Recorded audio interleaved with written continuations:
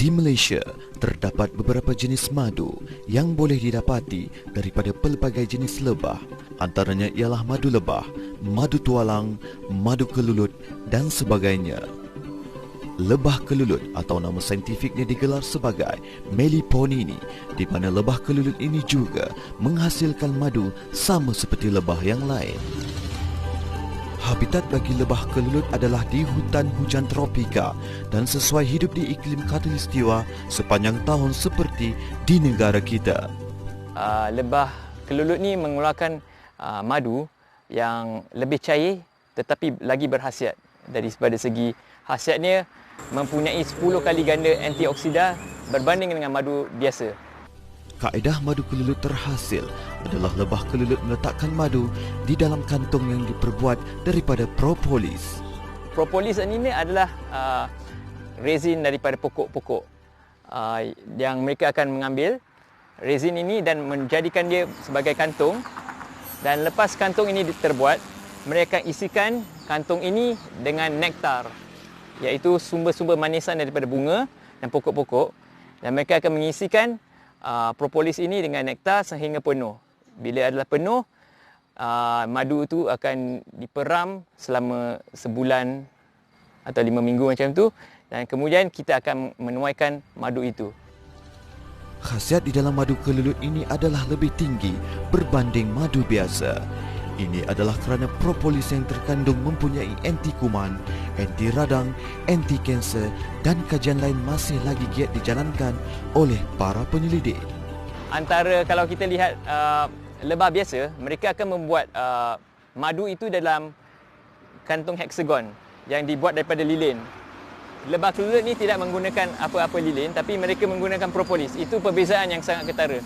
Dan itu yang menjadikan madu kelulut itu madu yang jauh lebih berkhasiat daripada segi perubatan. Okay, so basically untuk khasiat madu kelulut belum ada kajian terperinci lah, dibuktikan secara saintifik.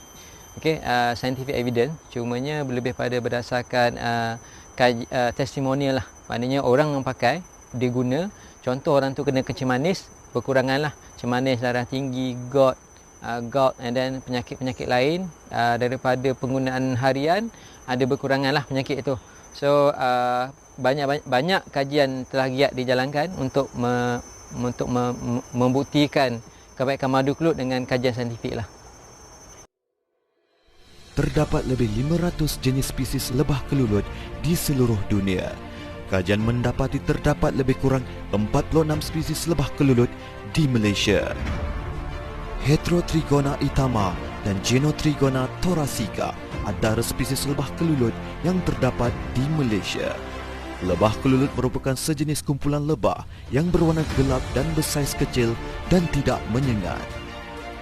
Heterotrigona itama dengan Genotrigona thoracica. Dua spesies ini dikenal pasti sebagai lebah kelulut yang mengeluarkan madu dalam kuantiti yang komersial. Kita melakukan kajian profil metabolit. Okay, kita akan tengok kandungan asid amino dalam madu menggunakan mesin dekat belakang ni yang bernama nuclear magnetic resonance. Dia punya cara berfungsi dia lebih pada dia tengok metabolit dia punya kandungan magnetic acid nukleus hidrogen. So di mana kita akan tembak dengan magnetic field yang kuat. So akan melakukan satu dia punya peak lah di belakang tu, and then kita akan tengok mapping out the acid amino yang berada dalam madu. Dalam penghasilan madu kelulut ini juga terdapat risikonya.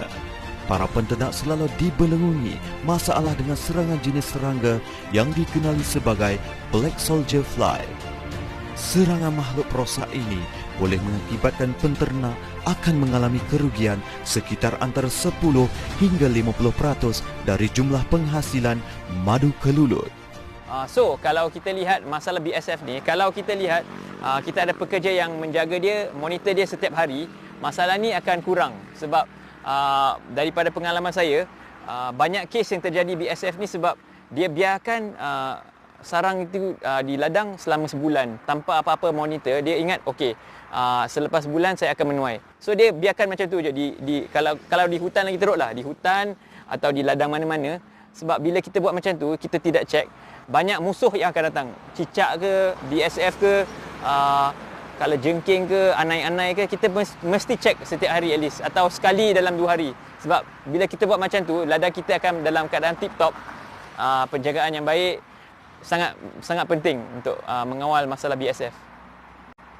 Kalau kita jaga rutin penyelenggaraan harian atau bulanan atau tahunan yang kerap, yang mengikut jadual, setakat ni kita akan dapat mengurangkan serangan virus dan BSF ataupun mangsa lain lah.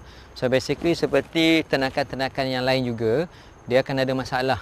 So kalau peternakan daripada awal tu kita dengan kadar yang betul, maknanya dengan mengikut SOP yang sepatutnya, insya-Allah kadar kematian, kadar kehilangan akan berkurangan lah seiring dengan penjagaan yang rapi. So itu yang akan membuatkan kelulut itu dapat bertahan lagi lama lah peternakannya. Di ladang Dina Kelulut yang terletak di Kuala Pilah, Negeri Sembilan, sumber pokok-pokok adalah sumber multiflora. Kami mengamalkan penternakan yang lestari dengan menternak dalam kaedah kotak Technohive.